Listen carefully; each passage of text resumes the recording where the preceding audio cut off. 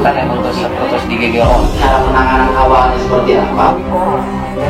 Dan ininya dari pundak belakang.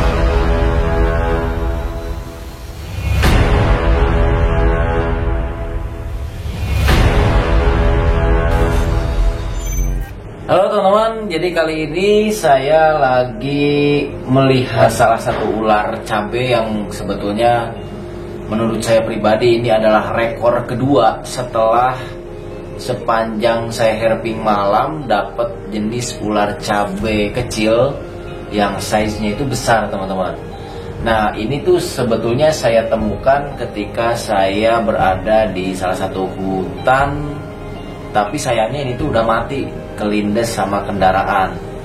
Nah jadi mengingat di kampung tersebut itu banyak akses motor, jadi ini juga ditemukan di jalan-jalan motor teman-teman. Nah ini adalah ular cabe kecil Calliope intensinalis yang sebetulnya untuk melihat secara langsung size ataupun ukuran yang lebih gede itu susah sih. Karena untuk ular-ular cabai seperti ini rata-rata mereka itu hampir bandingannya itu dengan ular Calamaria sp ataupun ular pemakan cacing. Nah kalau ini size-nya itu gede banget, bahkan panjang juga sih. Makanya ini sengaja saya bawa, ini sengaja saya review buat teman-teman melihat secara langsung ukuran dari si ular cabai. Nah ular cabai ini sendiri merupakan ular yang berbisa tinggi dan mematikan, dari keluarga Elapidae tentunya. Dan memang ular ini adalah ular yang kadang-kadang masih dianggap tidak berbisa ya bagi orang-orang yang awam. Tapi sebetulnya ular ini merupakan ular yang sangat berbisa, bahkan digadang-gadang memiliki bisa neurotoksin yang sangat kuat, bahkan 6 kali lipat dari ular kobra. Nah jadi si ular cabai ini merupakan ular yang berada di bawah-bawah tanah, karena mangsa utamanya adalah si ular Calamaria sp, yaitu ular yang memakan cacing teman-teman. Jadi siklus rantai makanan ketika di alam pun sekelas ular-ular kecil itu memang ada fungsinya masing-masing gitu.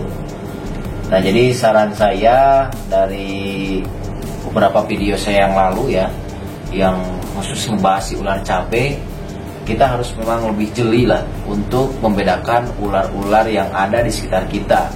Karena kadang-kadang ular itu ada di depan-depan rumah, halaman-halaman rumah, kebun-kebun rumah gitu. Jadi ular ini tuh adanya di tempat-tempat yang memang biasa orang lalui juga gitu. Tapi sebetulnya sih lebih ke ada hutan-hutan kecilnya juga. Ya di kampung lah gitu, kampung-kampung.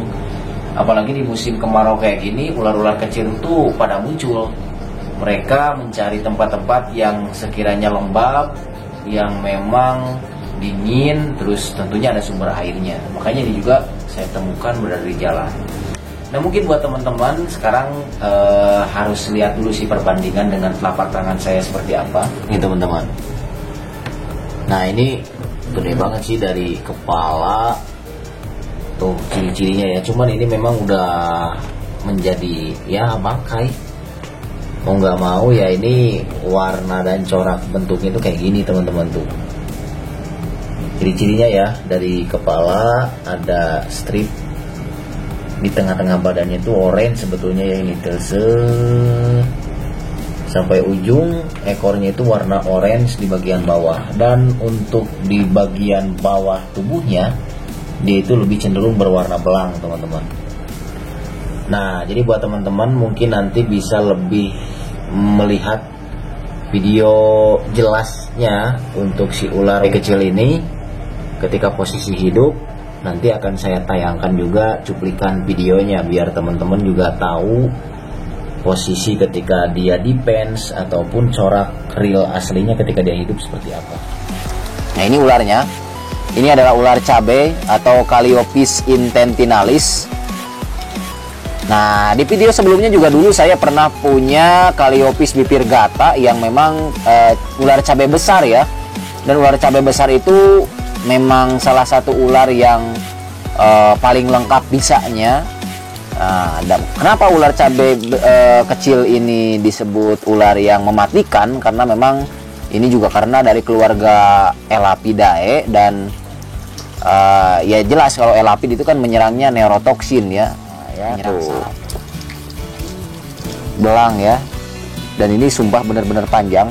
Nah, dan sekarang apa yang akan kita bahas selain membahas ularnya, juga kita akan keep ular ini, karena ular ini kita akan buat edukasi juga teman-teman, dimana di sini masih banyak petani dan masyarakat yang masih menganggap ular ini tuh tidak berbahaya teman-teman. Jadi kita akan coba keep dulu. Nah, karena saya sudah beberapa kali piara ular ini, ternyata kita harus set up kandangnya itu harus sesuai dengan habitatnya, karena memang di tuh.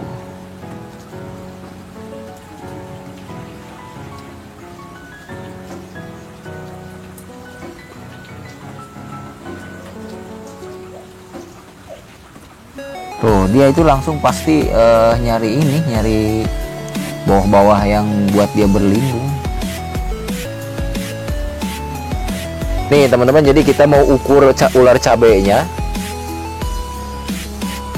Tadi dia ini ukuran ininya 50 cm ya? 50 ya.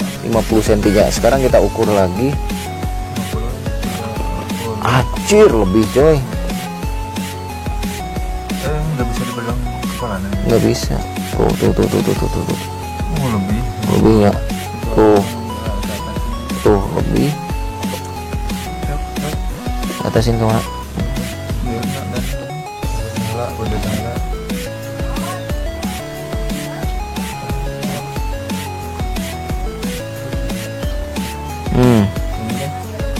Lebih 50 cm ya. 50. Lebih ya. Kira.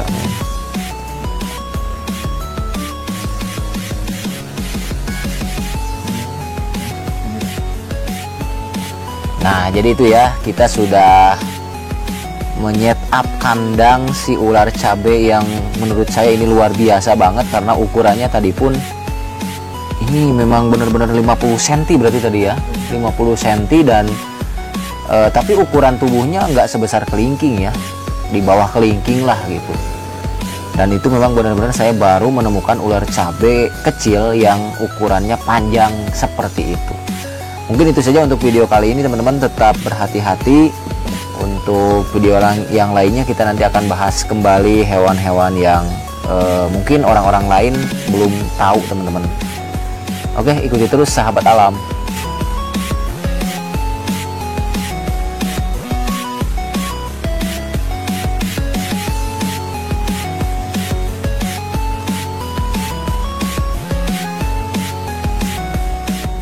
Nah, jadi itu adalah ular cabai terpanjang sepanjang sejarah sih. Sejarah saya menemukan, maksudnya mungkin di luar sana juga ada sebetulnya, tapi saya juga nggak tahu sih. Jadi buat teman-teman, ini sebetulnya saya juga mau cerita nih. Jadi untuk saat ini tuh saya lagi ada di salah satu tempat lah. Sebetulnya ini udah malam juga. Posisinya kita itu sekarang tuh ada aktivitas lain teman-teman. Kita tuh syuting bersama tim si Otan Trans 7. Jadi buat teman-teman sahabat alam yang udah menjadi penonton setia, subscriber setia, yang sampai saat ini masih nonton, terima kasih banyak. Jadi ada kabar gembira, selain di YouTube kita juga ada acara televisi ya. Nanti bisa teman-teman saksikan di si Otan Trans 7, tayang dari hari Senin sampai dengan hari Kamis jam 12.45. Di situ nanti kita bakalan banyak video-video yang keren dan unik. Bukan hanya membahas tentang reptil saja, tapi semua hewan kita akan bahas. Makanya stay tune terus di Trans 7 di si Otan. tepatnya ya. Oke, mungkin itu saja yang ingin saya sampaikan, daripada saya tidak mengupload video dan tidak memberikan edukasi, walaupun mungkin ini sebetulnya sudah sering saya sampaikan. Maka dari itu mungkin nanti di perjalanan saya juga pengen ngejelasin dan menambah video-video terbaru saya untuk teman-teman semuanya, subscriber Sahabat Alam, penonton Sahabat Alam. Terima kasih buat semuanya. Nantikan video kami selanjutnya.